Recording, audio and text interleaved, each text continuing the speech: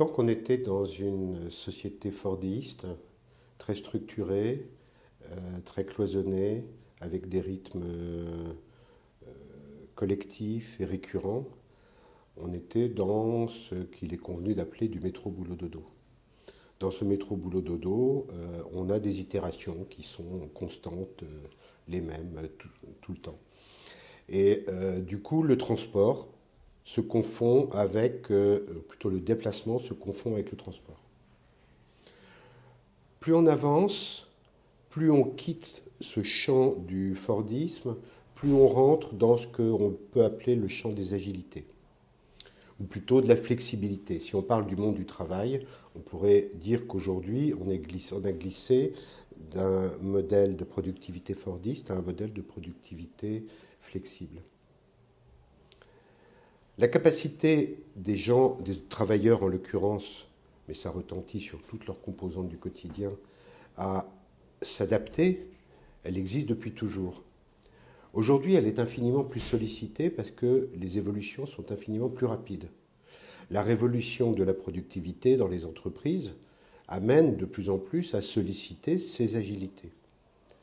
Ce qui veut dire que aussi l'organisation du quotidien, la gestion des parcours va amener en fait à gérer non plus du transport, mais à gérer de la mobilité. Mais j'irai plus loin, je pense que la mobilité quitte progressivement les terres du physique, d'une offre de transport physique, même si elle s'incarne dans des vélos, dans des rollers ou autre chose, pour aujourd'hui mobiliser d'autres modalités.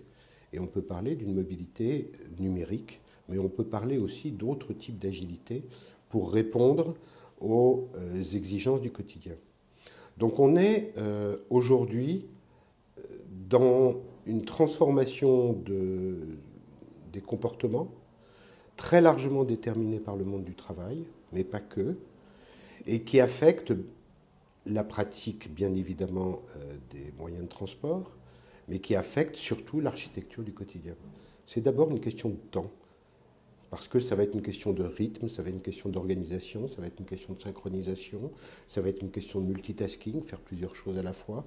Donc la question du temps devient absolument centrale dans l'organisation. Et la dérive la plus forte que l'on peut vraiment constater, c'est moins celle du transport à la mobilité que des mobilités vers les agilités.